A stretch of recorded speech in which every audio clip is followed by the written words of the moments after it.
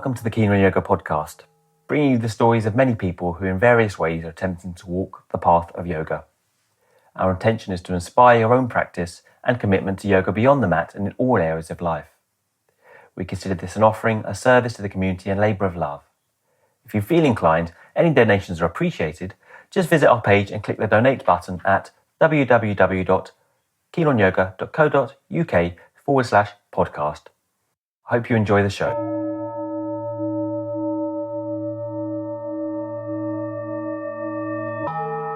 Today's guest on the Keen on Yoga podcast is Harmony Slater.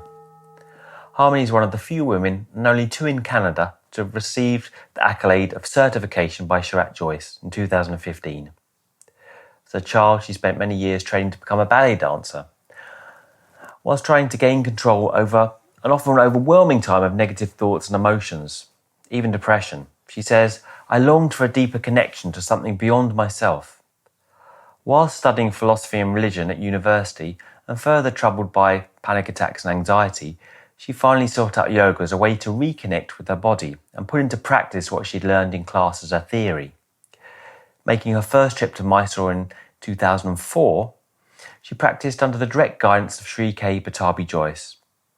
She's continued to return annually. Then, in the same year, she moved to Thailand and began learning Pranayama directly from Sri O.P. Tiwari, who at that time was the head of the well-esteemed Cultivating Institute based in Mumbai, India. She's been practicing Pranayama as well as Ashtanga ever since, for the last 20 years. Harmony is the mother of a teenage son and lives with her husband in Calgary, Canada, as well as teaching internationally. She's known for her warmth and relatability, as well as her precise and knowledgeable instruction, not only on yoga asana, but in her love of Indian philosophy. You can find Harmony on her Instagram at Harmony Slater Yoga or through her website at www.harmonyslater.com. Today is my first guest to the podcast, Keen on Yoga podcast, Harmony Slater. I actually have it here in your intro that you trained in ballet, but how much? Like what? Well, I started in ballet lessons when I was 3 years old, as you do. And then carried on until I was, I guess, 18. I kind of transferred 18, 19. I transferred a bit more into like modern dance by the end, but then just completely had enough. Stopped it then. Yeah. Found different pastimes. Yes. It was a pastime that was all consuming. So yeah. I do the same with martial arts, and then it comes to kind of, adolescence, and then other things take over, you start kind of other pastimes start to distract. Yeah, the thing was it took over my adolescence, so it was a very serious pursuit. But nevertheless, you're kind of well positioned then to kind of teach the yoga, on the mind level and the body level. You've done something very physical, and then also have that background in the mental. So it was very helpful that way, I think, in that I had like a lifetime of using my body and also training my body in a certain way. And once you have that discipline of how to train your body and that habit and that patterning and that even that mind-body connection, I think those neural networks are there. And so when you start practicing yoga, it's very familiar, even though it's quite different. I think the practice comes a lot quicker in some ways because you've already created these neural networks between the mind and the body. And they're, very strong if you've been doing it for your whole life, basically. Seems an obvious question, but how does that differ from the practice of yoga? When you started the physical practice of yoga, how did that feel different to ballet, or was it physically different to ballet? It's very physically different. Everything in ballet is turning out, and it's kind of actually using your body in a very unnatural way. It's not really. I think that's kind of the way idea. That. Yeah, it's meant to look like very amazing, and so it's in some ways when you start practicing yoga, it really feels unnatural, even though you're starting to use your body in a more natural range of motion. but it's not what you're used to when you've been dancing. And for me, I actually took a couple of years off with dancing, you know, and before I started practicing yoga, which was kind of helpful because it sort of like cleared the patterns a little bit, cleared the slate a little. You forgot all the old stuff, and then you had a chance to get, you know. Did you start the degree at that point? Were you? Was that the time? Yeah, I after I quit dancing, I worked at a bank for a couple of years, and then went and started doing my university studies. And it was when I was in university that I started to practice Ashtanga yoga. So. Yeah. What got you into the physical yoga from the kind of textbook? What was the kind of the slide into that? Like, why did you feel the need for that, or did it just come naturally from the ballet? Yeah, well, that was sort of interesting because I had this physical practice of ballet, of dancing, and then I had completely like rejected that and just stopped like cold pretty much. And then went into this like full-time job. I was only like 17 at the time, and then went into university after that. And did you always plan to go to uni, or did you feel like the bank wasn't it, or, you know, did you? Not really. I was really like anti I guess establishment and anti-institutional education at that point. Not because I didn't do well in school. I did very well in school, but I just didn't believe in institutionalized education, that it was helpful or, you know, really that interesting. So then I wanted to just work and see what that was like. But then after a couple of years of that, I really realized like, oh, this is sort of a dead end kind of thing. And I feel like I'm kind of fading here, and it's not super challenging, and I'm not really interested in this, and I can't do this for the next, 40 or 50 years of my life. Yeah. So then I said, okay, I'll go back to I'll go to university, not back to, but I'll go to university and see what that's like. So, and then my first semester, I took a class in philosophy, and I'd been interested in philosophy. I'd been, reading sort of Descartes and some different like early Western philosophers. And I was really engaged in the subject and thought, this is really interesting. I like this kind of writing. I like this kind of thinking. These are really a different way of learning, a different way of thinking about life. And so then my first semester, I took a philosophy class, and it was the most amazing experience because the teacher, his name was Charlie Martin. He's passed now, but he was this incredible philosopher and man. He was very old. He was like, I don't know, he's really old. I mean, he looked like he was in his 90s to me, but he was probably like in his 70s. Mm-hmm. But he, in one of the first classes, he started talking about the experience of the infinite, and walking through a field and running his hand along the wheat and looking out and seeing the infinite and time, and how there's an infinite number of seconds between, or an infinite number of milliseconds between 1 and 2, and how you can penetrate that infinity between, like, within a second, and how infinity is in everything. And I mean, he had me. That was it. I was like, wow, this is real. This is what university is about. Right. I just want to do more of this. I just want to study infinity. How did the yoga come from there? How did the physical practice of yoga come from the that kind of idea in the mental sphere, Yeah. I did philosophy as well. I did the same thing. And, I kind of got to a point, I suppose, I didn't find it adequate. It felt like a mental gymnastics, and there was something else that I wasn't touching that was left uncovered, and, I really, I chucked that away, in fact, and I just went to the philosophy, in the end. So well, that's sort of the thing is you get into it, and then at some point you just realize, like, I'm just kind of playing games with words a little bit, and I'm just I'm that was my feeling. Constructing a reality that doesn't really exist, and also I'm just like I used to call it like logic.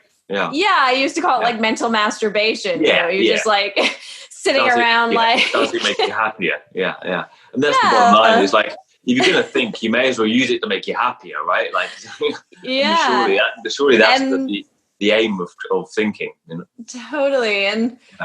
And I was looking at a lot of the professors that I was learning from, and the majority weren't, like you say, they weren't any happier. And in fact, a lot of them were quite like withdrawn and really it does tend to do that, thinking, a little bit. A little bit, right. A little bit not really like socially connecting with people. So when you found the yoga, did you start it, was it really a calling for you, or did you, how was your trajectory with that? Like, did you take it up every day straight away, or you get it, how did you find it when you first discovered the physical? I started to feel a bit like I was going crazy. Like you say, you're just like using these words and these thoughts, and like you're debating things in your head to make these arguments to come up with a conclusion, like, okay, free will versus determinism. Like, let's look at all the arguments and the points and the counter arguments. And so I started to feel a little bit like I was kind of losing my mind a bit. I ended up in therapy, and when I got there, I said, I'm really sorry, like, to take up your time. She said, don't worry, you and the rest of the philosophy, guys are all here, you're all here together, right? So then I just started thinking, is this way the right way? If I'm trying to be happier in life, then, like, I'm not seemingly doing the right thing here, so, and it's sort of, I don't know that I really entered philosophy to be happier. I just was really excited about exploring theoretical ideas and looking at how they impact reality. But this sense that, like, you're kind of like so immersed in the mind that you're like disconnecting from everything else, or maybe even like the higher intellect in these abstract ideas in this jnana, you're so immersed in it that like you're kind of losing connection with your energy, with your body, with your emotions. To be more unhappy. And so I said to my mom, I said, I think I need to go into therapy. I'm like, I really feel like I'm like having a lot of anxiety, and I'm having a lot of like, feelings that I like I'm losing my mind. Well, that's not unusual, So then my mom, she said, well, listen, you're just like studying and you're reading and you're thinking all the time. And she goes, you've been a very physical person your whole life. You've been a dancer. You're not in your body anymore. Why don't you go do some yoga? That's my mom flippantly saying, go do some yoga. And I had done a little bit of yoga in the past. She was like, go take a dance class. I said, I don't want to dance anymore. I don't. It's why not? An enjoyable pastime for me anymore. Right. It was too stressful, the dance. Yeah. I try to do Tai Chi, it coincided with the big drinking night. So I never did Tai Chi, because I didn't want to miss that drinks night, So I ended up in the yoga class because it was a free night. Right?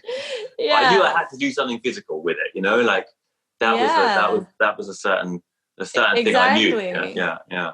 So then I said, okay, well, I'll go try some yoga. I'd been, like you said, introduced to this before and done a little bit of practice, and especially in conjunction with modern dance, we used to use yoga a lot within the class. And I used to run a little bit, like do some sun salutations and some like yoga stretching. You knew what to expect. For me, for us here in the UK, when I started, it was still very exotic, like, I think people would sit in, if you mentioned yoga, they would sit in Padmasana with their hands and say it's something about incense sticks, I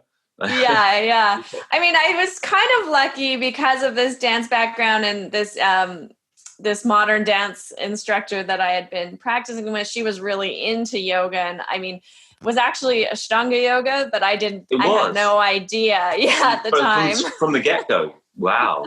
That's or some kind of like power yoga or some kind of yoga based on Ashtanga. So I didn't know this because I didn't really understand about different types of yoga or anything. But so this idea of sun salutations, we used to use sun salutations to warm up before modern dance class all the time. And so it was very interesting. You had a bit of a head start. You've been doing it since you were 3, so so once I went to like the full on sort of yoga class at that time, I think it was like an Ashtanga based class. There was really only 2 studios in the city. You could either do Iyengar or you could do this. They called it. That was my experience in the end. Yeah, you had Iyengar or you had Ashtanga, and it's like, well, kind of Ashtanga. It's like, you're not over 40 at the time, so you can't really do Iyengar, so you have to. They kind of kicked me out. Like, you're too young and fit for this Iyengar. You'd go into the Ashtanga. I didn't want to leave at the time. I wouldn't have stayed with the Iyengar. I liked it, but, they really felt I should do something different. Maybe I couldn't still in the postures. Couldn't stay in the postures long enough. I was restless. Well, they'll tie you up, so no worries. You can just like hang out there tied up.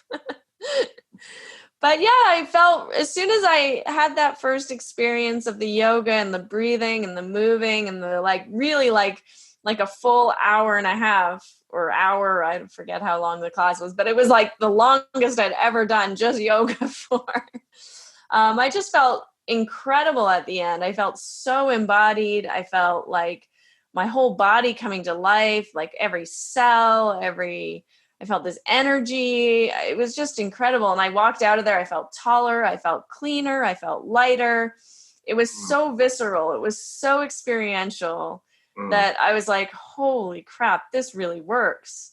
And so I just kept wanting more. I just kept saying, okay, I'm just going to go do that because I feel amazing. And my mind feels so clear. And I feel so like, just like I can do philosophy and not even think. It just comes to me. It's like all of a sudden, like it just opened everything up. And I mean, at the same time, I was also really interested in Buddhist studies and religious studies and Eastern religion, especially. And so I'd been doing like a little bit of meditation and following the breath and this kind of practice, more seated practice. But it was amazing. The Ashtanga practice for me was so, gripping because it felt like it was taking these 2 things, like the philosophy, but then also like the meditation, and it was like bringing it into the body. So you could really feel directly this movement of energy, and it wasn't just imaginary, and it wasn't just like following the breath and still having your mind be like going crazy. How, I mean, that leads on to another question I really wanted to ask you, just how do you find that your philosophy background influenced the physical practice of yoga? I mean, some people don't do any philosophy and they have an experience of yoga, and is it necessary? Like you heard that a lot of people are encouraged to read the philosophy. What would you say? I mean, how does it help or hinder it? Maybe it can, too many ideas. It can be both helpful and hindering. Right. I mean, I don't think you need to study the philosophy if you don't have a real interest in it. I don't think you need to force yourself to have an interest in it. But I do think that the more you practice, the more you're kind of interested in at least focusing on things of a higher nature. I think it kind of comes intrinsically. Maybe not everybody connects to Eastern philosophy, but maybe it's like reading your Bible and all of a sudden things are making more sense to you, or the Quran, or even just like, I don't know, some kind of, Wayne Dyer, or some kind of like, positive thinking, Byron Katie or Eckhart Tolle, or I don't know. I think you naturally start to get interested in spirituality. There's a pull, isn't there? Yeah. Yeah. And that is helpful, I think. I think it's helpful to the practice to kind of get a sense, because a lot of what these teachers are teaching, even, new teachers or modern teachers, it's based on Eastern philosophy. It's based on Buddhism. It's based on yoga. It's all of the philosophy, but put into terms or words that maybe are more accessible or understandable to where we're at right now in 2020. So I think it naturally kind of happens the more you practice, that you're drawn to understanding and reading and relating to these things. Even listening to podcasts or listening to other yoga teachers talking, you sort of are like, oh, that's interesting, and it makes you think about these things. But it can also be, like you said, it can be sometimes a hindrance, because you've got a lot of ideas about what you want to be doing or where you're going with it. Students can get really kind of hungry and caught up, and I get this because I was there too, where you're really like the goal is enlightenment, and I really want to get to enlightenment. And then it's like creating a whole hunger, desire kind of cycle within you of like, you're trying to rush to get to this goal of enlightenment. Like you think everything's going to be perfect and wonderful when you reach this goal. And I think that in itself makes kind of sets you further away from where you want to be. It's sort of the antithesis of the yoga, because there really isn't a goal or an end point to the practice. The practice, the experience, is inherent or embedded within the practice itself. And so it kind of makes you go further away from actually experiencing yoga when you feel like that there's this goal that you have to reach and attain. Yeah. I think that's really in my experience, the pitfall of the Ashtanga sequence for some people, because it kind of draws them forward as if there's some kind of carrot at the end of this, or when they get to advanced or get to, and deeper, more seemingly kind of, progressed yoga postures, that functions as some kind of progression that they should be aiming for, What do you think about that? How do you discourage people chasing that that sense of progress or development in a linear way that the Ashtanga can easily fall into being construed as? Yeah, I mean, I think it's helpful in some ways. It's helpful to have this drive, this focus, especially at the beginning, because it's hard enough to kind of get up and do a yoga practice every day. Yeah. So in some ways, it's helpful to have this carrot, or this sort of this goal, whether it's, Marichyasana D or Karandavasana or, fourth series, whatever it is that's getting you up. Yeah, they tend to move the goalposts, right? I mean, it keeps moving, it keeps getting further. First, you're just grateful you've completed a sun salutation, then then you're worrying about fourth series before you know it. Bad luck. Yeah, it's a bit like a video game that way. You get these little prizes, but it keeps you in the game, which I think ultimately is helpful to grow the practice and the experience of yoga. But it does become kind of an obstacle in itself if you don't realize at some point that the postures and the practice are really a tool for the experience of what's going on internally. But in order to focus on the experience of the internal yoga, you kind of have to get a little bit further into the external yoga usually, in order for the mind to kind of be able to sink deeper into the experience of your body, of yourself, of your energy, right? Because at the beginning, your mind's just thinking. And so it's sort of a gradual evolution. You would just encourage someone to carry on, right? Is there any other way? If you can see it, I can think of many people that, they're impetuous to get something more out of the yoga, in terms of advancement. And if you have that tendency in your mind, and a lot of people that are attracted to that, they're very driven people, right? And, is there anything that you could think to say to help people focus on something else in the experience itself, maybe, or some, I think, just keep trying to bring people's experience back to to the present, to where they are at and what they're experiencing. I mean, you can't really rush the process. If you stay in it, 20 years, 30 years, eventually you get tired out. Yeah.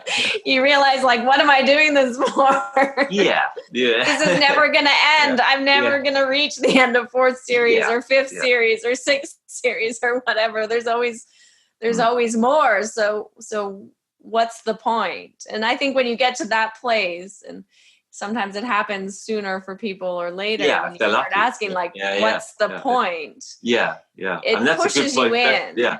That's a good place to reach. I mean, it's a great place it was to bad reach. luck. Like, I think both of us, it took a long time to kind of reach that point of, just kind of realizing that this, that to be a point. It definitely takes the pressure off. I asked myself that question a lot. A lot of different periods along the way, because I'm not really, I was never really one that was like super,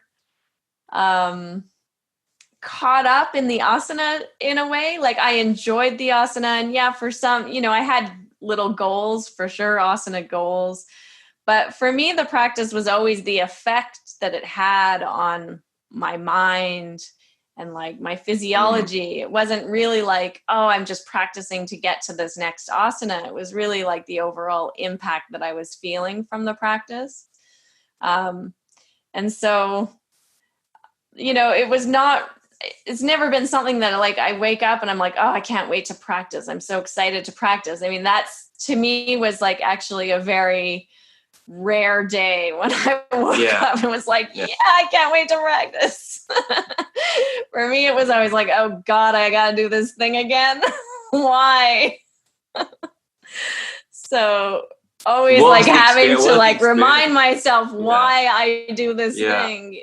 It's like, keeps me connected to. What was the reminding involved? Like, what was I mean, you can't describe that experience exactly, but I mean, what is it that you felt, that you said you got something out of it like that? What was, can you describe that at all?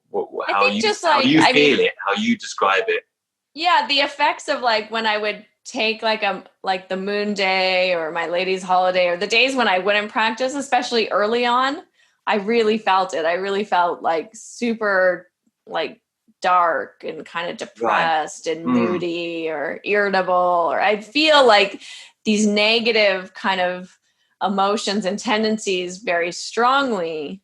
And so it kind of reinforced why I was doing the practice and wanting to continue practicing, right? I was like, I almost like was not wanting to take a day off because I didn't want to have that experience. But I think those experiences are really good because they also remind you why you practice, so it's helpful to have those experiences too. So I always encourage people to take days off now and again, because I think it's an important feeling to have. And also it's important to also notice, like, oh, I feel okay. This is good. I mean, it's not necessarily that you're going to feel terrible, but just not to become dependent on the practice. Well, it's a kind of a fine line as well, isn't it? To kind of listen to your body, because, people say, they can say that and you kind of think, well, that just sounds like laziness, or they can say that and you kind of think, well, then you really do need to have a bit of a rest and do something else, It's really difficult, isn't it? Because obviously we have a practice which is quite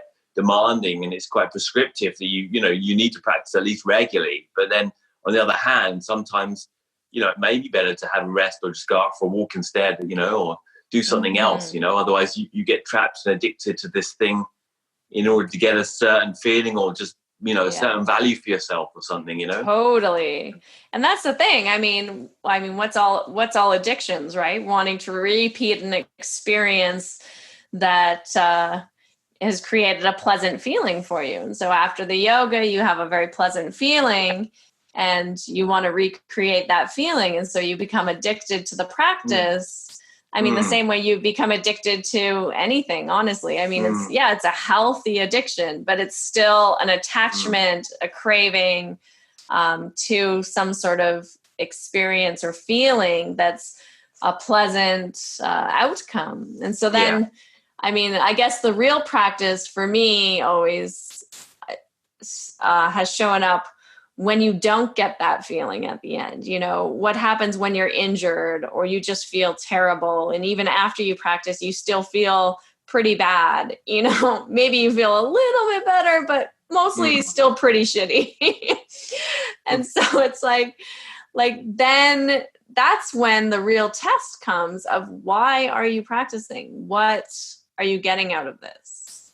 Because you can't just be chasing that pleasant feeling all the time. And that's actually not what the yoga is about. It's not about so when you have those making feelings, a blissful, pleasant feeling. What do you say to yourself? What's the I mean, a lot of people, do say that, like, I'm not really getting anything out of this anymore. It's just causing me pain. And, obviously it's kind of our job to encourage that there is something that can still be gathered, even though on a daily level, it might not always be pleasant. How would you answer that question? I mean, I think it's at those times that you have to go in a little deeper, and you have to also change the way that you're practicing. So especially, if you're sick or injured or have some chronic pain or chronic fatigue or whatever is the obstacle, you have to, I think it's helpful to go way back and just pull the practice way back. Because often sometimes these things come up from that push, trying to push too much, trying to do too much, trying to get to the next thing. It's like a pattern, and eventually it breaks, and you break yourself in some way. And I think it's helpful to then go right back and just do sun salutations, maybe even just do sun salutations with like cobra or cat and cow, or slow it right down and make it about the breath and the connection of the breath and the body, and get into feeling the subtle sensation of the prana moving, and do way less, less, like just sun salutations. I mean, it's obviously going to be a hot topic for listeners about injury, what to do, if you're injured, because this does tend to come up, I mean, and it's not just obviously, with Ashtanga yoga, but it's a dynamic form of movement. So, it can easily happen here. If you move the body, and then you're prone at some point to get injured, even if you're not a pusher. And how do you, I mean, if someone's dealing with injuries right now, or, what advice could you give them there? Yeah. I mean, anytime you do something physical, and Ashtanga is very physical, you're liable to injure something, even, accidentally. I think for me, when you're dealing with the injury, like I said, I like to step way back and just, do what I can. And it depends what the injury is, right? Some injuries aren't so bad. Some are okay. You can do a lot. But then just, I always just modify what you can modify. And, you can either, you can carry on, or you can step it way back and just do a little bit, and then gradually build the practice back up. And so what do you have, a knee thing? I mean, say a lot of people get the knee stuff going on with it, like with Ashtanga, it's demanding a lot of lotus work. I mean, what would you say? I mean, what's your perspective on leaving out what you can do and continuing with what you can do, and leaving out what you can't? Or would you just say, if you can't do, then stop, just do sun salutations? Or what's your feeling on that? I mean, I feel like it's a little bit of a personal, it's a little bit of a personal choice and preference. I think modifying, there's lots of ways you can modify these asanas that aren't going to aggravate or irritate the injury or the problem. I mean, ultimately, if it's like a huge problem, you can leave out the ones that are causing you problems. If it's only on one side, I always say you should do the other side that isn't causing you problems. Yeah. Right. Because, our body's intelligent and it communicates. And sure. So I think, if one side's healthy, it's going to inform the other side what it needs to do to be healthy.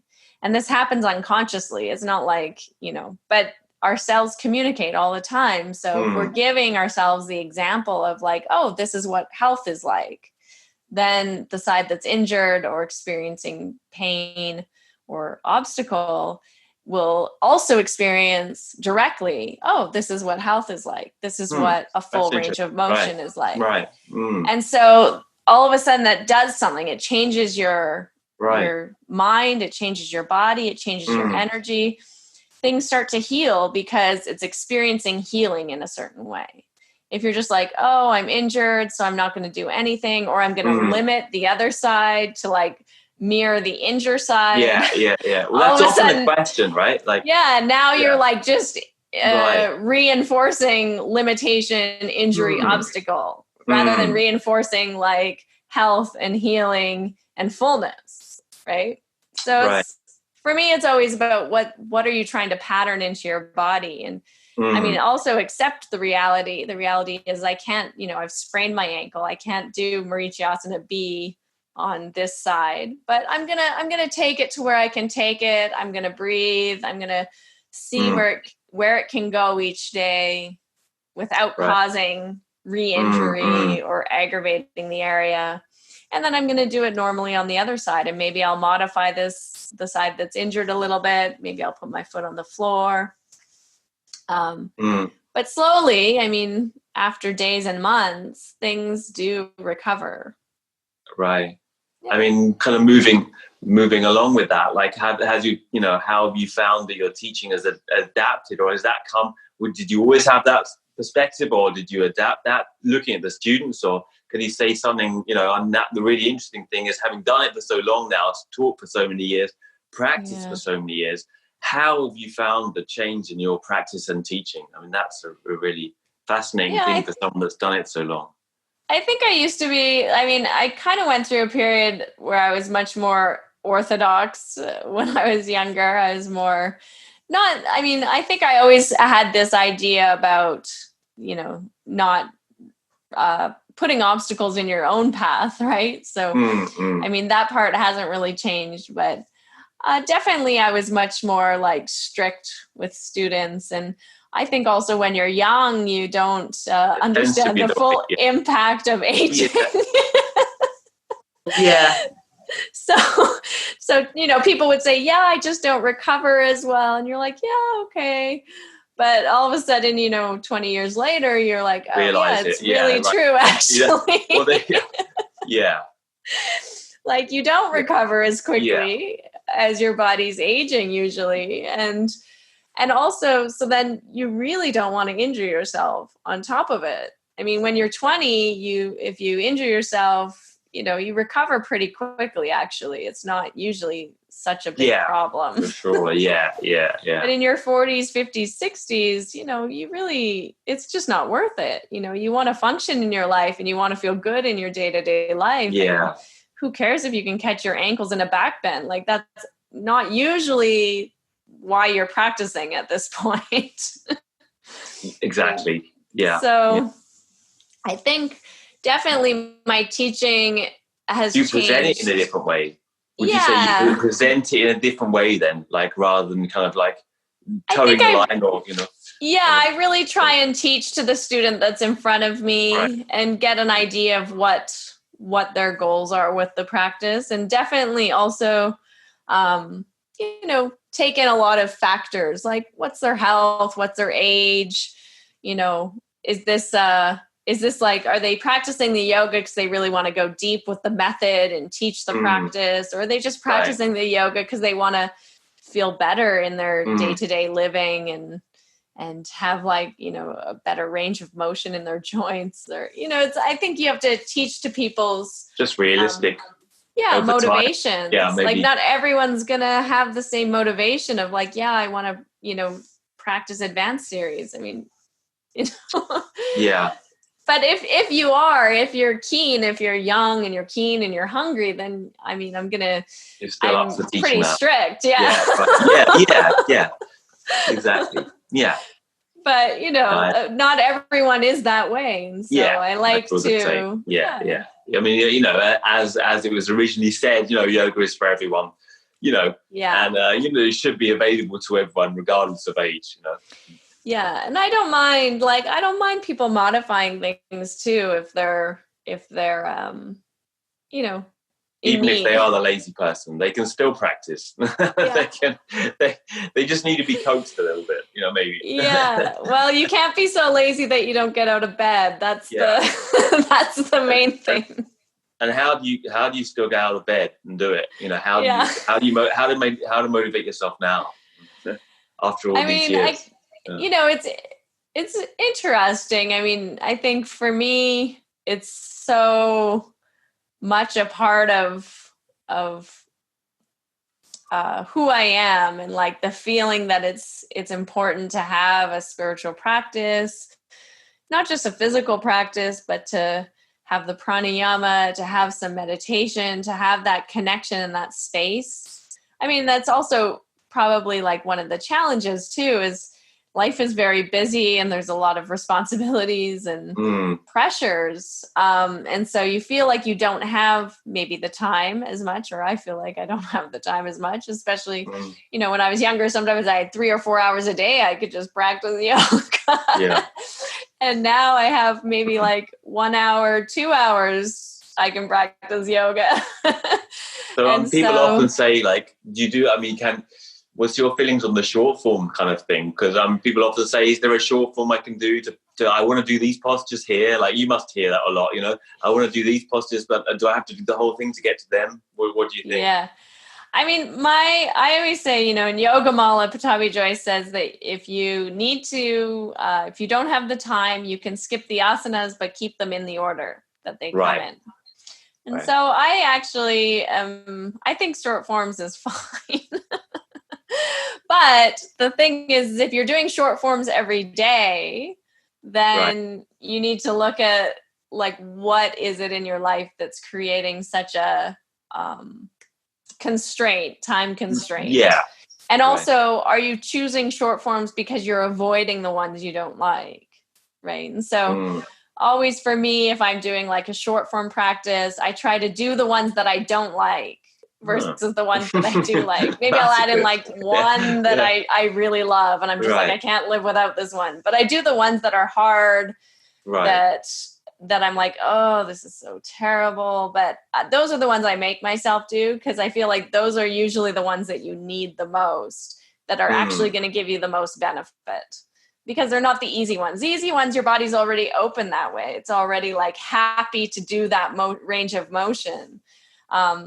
But the ones that feel tight and awkward and disgusting, I mean, those are the ones that are not in your natural range of motion, that you actually really need to create that balance, physically, emotionally, mentally, like all of that, it's all connected. And so there's a resistance to that area. And so I like to always tell people they should do the ones, like for sure do a couple you like, but make sure you do the ones that are the hard ones for you if you're gonna do the short forms. So how, is that perspective developed more recently? I mean, how has your perspective to the yoga changed? I mean, surely when you got into it, first of all, you're more goal orientated with it, and now you're talking in a very different kind of way about I mean, the interesting thing about being goal-oriented with the asana practice is I think you realize pretty fast that if you want to advance in the asana practice, you have to do the stuff you don't like. Right. So because it's creating those, there's a limitation there somehow. So, I was always somebody who, my personality is such that if I come up against an obstacle or something that's difficult, I tend to kind of like go through it with full force, right? I'm not Does that change now? You think that's changed? I mean, because as you were saying, as you get older, like that doesn't really work that well anymore, Yeah, I think for sure I've definitely learned to like chill out and like relax with it. But I think you kind of have like a base characteristic or nature or personality, and you tend to confront obstacles in your life in a very similar way. So when you come up against something that's a problem, you're either like, okay, I'm just gonna go for this and deal with it and go full force, and we're just gonna like get it done, or you're like, maybe I'm just not gonna look at that for a while. I think you tend to have a pattern, a tendency that is more natural to your personality. And so for me, it was always like, like quite the go-getter. I would kind of go full force into something. So if it's something I'm afraid of or something that whatever it is, I'm like, okay, I'm just going to do it, rather than like backing away. And I think these days it's like the Ashtanga yoga is definitely, I think our demographic has gotten a bit older in terms of who's practicing, right? Because, well, I don't know. I think that the younger ones are more into the, the flow and the Ashtanga is kind of traditional, and it seems like the students that I'm teaching anyways are older and they can't look for development in the same ways, right? They can't look for that physical development. And, indeed I can't, and maybe you can't, I don't know. So where are we looking for development now? What would you say about, developing the practice? Because as a human being, I think we have that tendency to not want to plateau, that we want to, even if progress is internal, what is it now that you're looking for?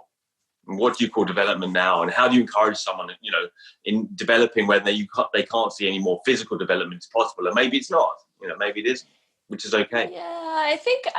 Yeah, it's interesting. I think rather than the breadth of the practice or looking at doing more and more asanas, development is more about like cultivating a depth in the ones that you are doing. So whether that's going more internal, taking the focus deeper, more focus on the breath, maybe even moving more into like an ability to sit and be still and move into a place of contemplation or meditation, more pranayama, these types of things. It's not so much about the length of the practice, I don't think anymore. But it's really about how deep can you go with the time that you have. Right. And isn't that life, right? Yeah. What would you say about the pranayama? Would you encourage everyone to get into that straight away? Or is there a certain, often I'm getting asked for people quite early days, they want to do the pranayams. What do you think about that? It was traditionally said they would make you go crazy, like don't do them too early, you'll go crazy. Do you think they're beneficial to introduce early on in the practice, or is there a benchmark of student that you say that now to start the pranayams? Well, for me, I had a different teacher for pranayama. Was fortunate to learn pranayama from Pattabhi Jois as well in 2007. Wow. But the way that Pattabhi Jois taught pranayama was very intense. It was very long holds, very difficult holds, a lot of you really had to have a good control of Mula Bandha and mind control. So, for him and the way he taught pranayama, I understand why he would say that you really shouldn't attempt pranayama until you were into advanced series, because it was, it was kind of like getting punched in the face. It was really, really intense, really long, demanding. holds. Yes. Neurologically demanding. And in my mind, I actually started practicing pranayama with Sri O.P. Tiwari of the Kavalyadam Institute in Lonavala, and I started practicing in 2004 with him. And their approach to pranayama is quite different. They grow the practice very, very slowly. So at the beginning, you're not even holding the breath. You're just inhaling, exhaling for double, inhaling, exhaling for double. And they follow a very traditional type of pranayama lineage from the Hatha Pradipika. Yeah, and it's safe for anyone. You don't need to do these long, intense holds to make pranayama valuable.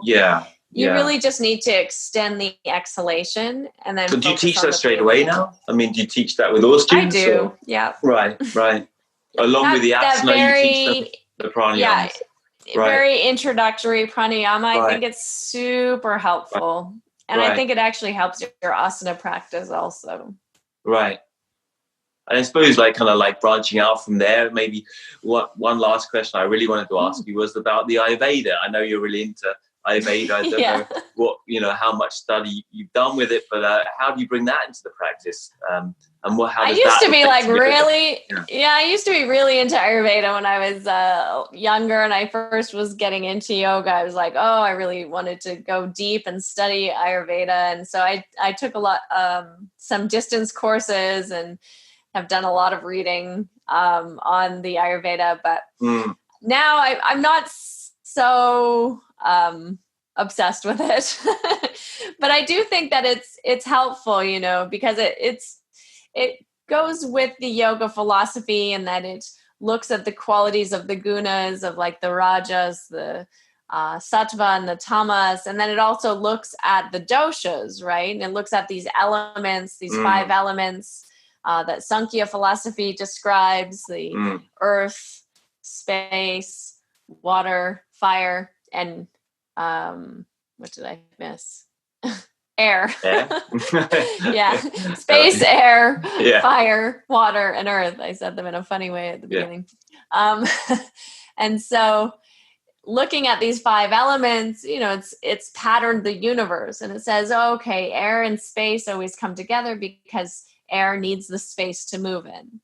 Right. Fire and water always show up together, especially in the human being, because fire needs to be tapered by the water. So we have things like digestion or hormones, in our body that's creating this fire, this transformation, but it needs to also have this a little bit of water connected with it. So we have these 2 qualities or elements coming together. Does it inform yoga practice? A little bit, yeah. And then you have like the kapha, like the earth and the water, and they, show up together. And so we have all 5 elements within our body.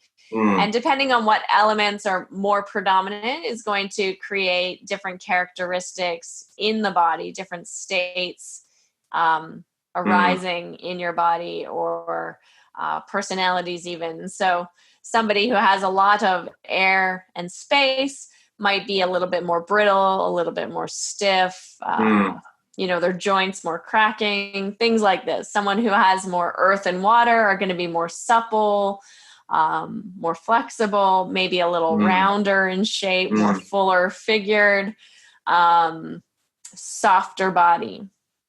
And so when you kind of understand these connections of these elements, you can understand people's bodies a little bit better. And also kind of look at how they might be going a little bit out of balance and, make suggestions to help them be more in balance. Okay. And do you use, I know a lot of people are really interested in the yoga of food, how you use food and to help and support your yoga practice. Do you use Ayurvedic principles in food, or like what do you do with your diet? A little bit. I use them a little bit now. Right. I used to be really into, only having sattvic food and really following Ayurveda. But I'm much more of the, mindset now that you kind of need to really pay attention to what's working for you. And no matter what your dosha is, if you're kapha, or if, maybe you're vata dosha, but you're, gluten and lactose intolerant. You can't, bring about balance by drinking more milk and eating wheat. It's not going to work for you. Right. So I think you really have to look at what is working for you, and what makes you feel good and what doesn't make you feel good. And then when you pay attention to those things, I think it really helps inform how you eat. But you have to have that awareness, like trying to bring that awareness into every aspect of your life, like how is this thing that I'm doing affecting me? And do you think your diet's evolved?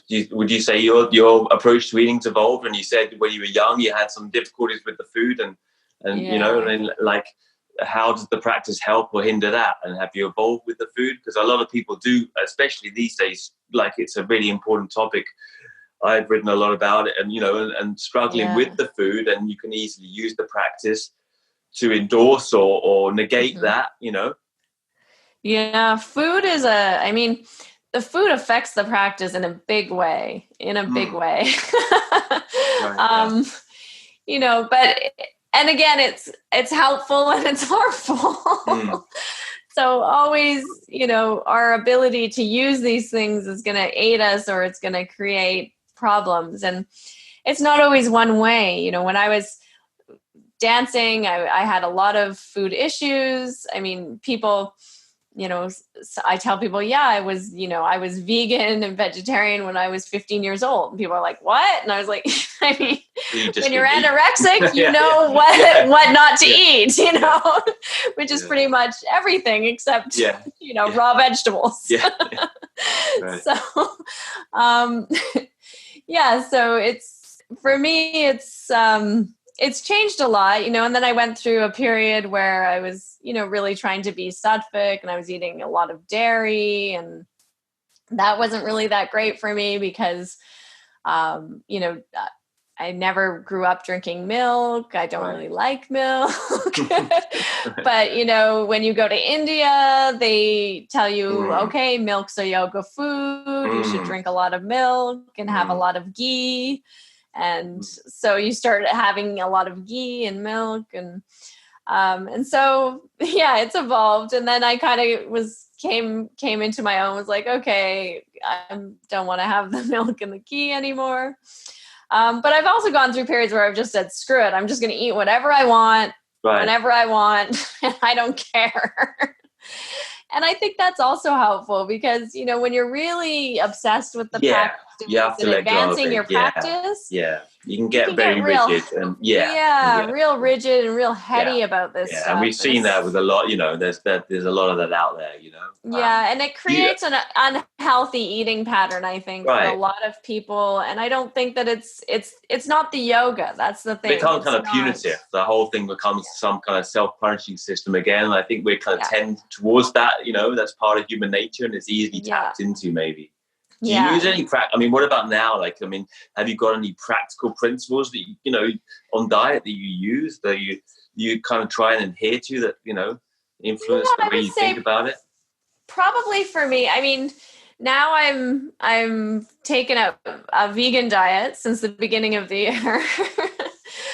Before I've been vegetarian pretty much for many, many years, 20 years.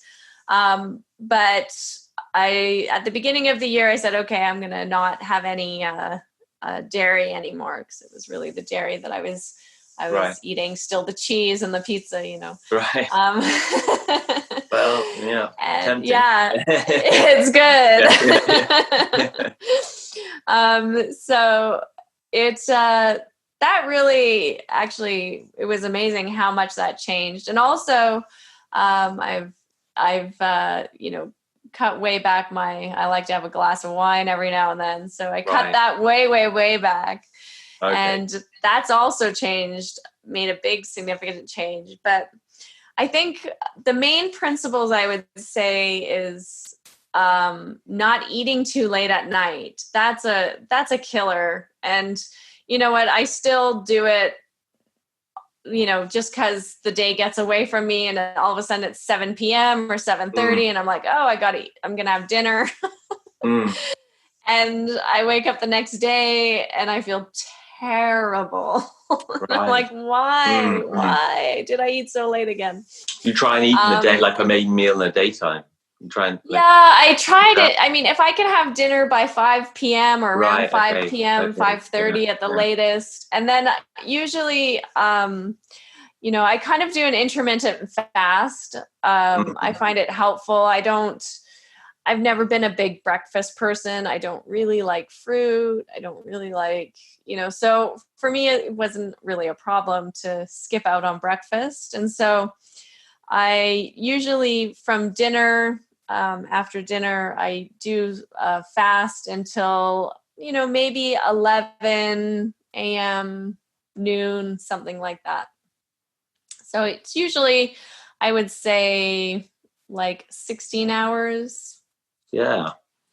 And you find that works? Yeah. For me, it works. Now. Yeah. Because also, I mean, diet, I guess, is evolving as well, right? Like, it never stays the same, and you have to be okay with that too, right? Yeah. And I mean, I'll still drink a coffee and I'll still have some tea and fluids, but I'm, I like to have sort of either a main meal in the afternoon or just like a small snack and then a main meal later in the day.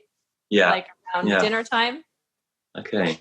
So I kind of have a main meal and then I'll just have like a few little snacks.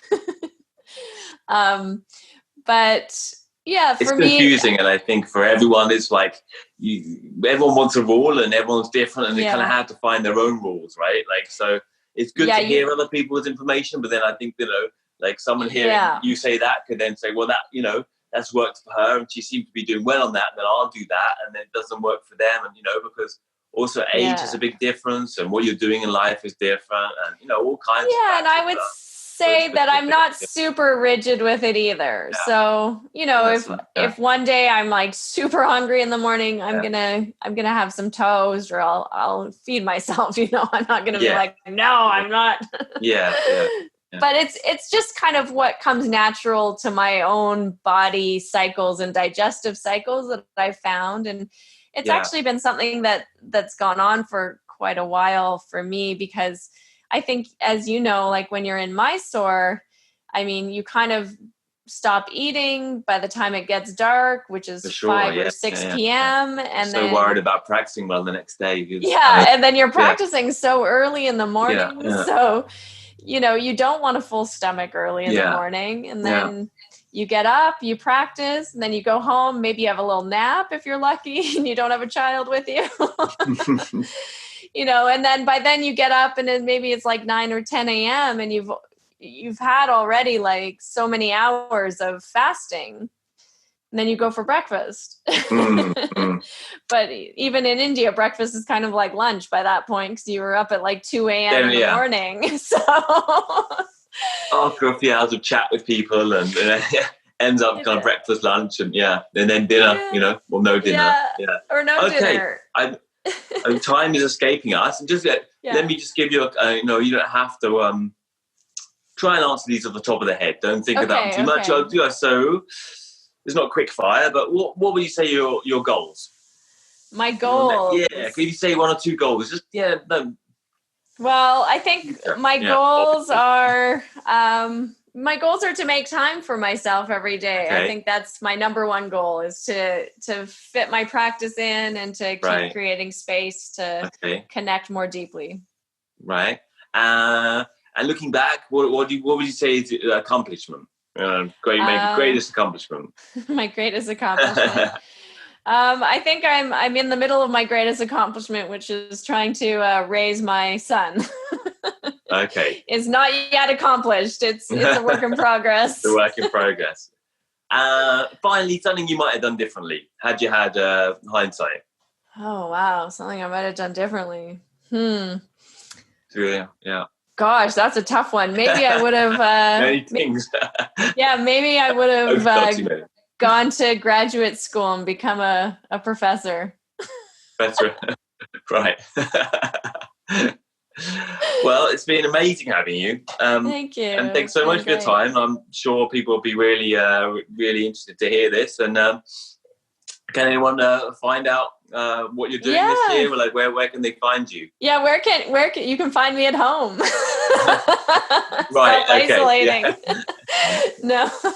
But come to my website at harmonyslater.com or harmonyashtanga.com. You can get there. Both URLs work.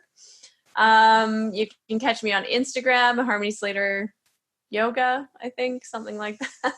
Probably, I feel they find you. And it's gonna have I'm to be doing a lot of online courses. I'm doing online classes right now, and hopefully I'll be traveling again. Some let's workshops hope later in the year. So otherwise, virtual connection for now. But but come to my website and you can find me there. Sign up. I'll let you know what's going on.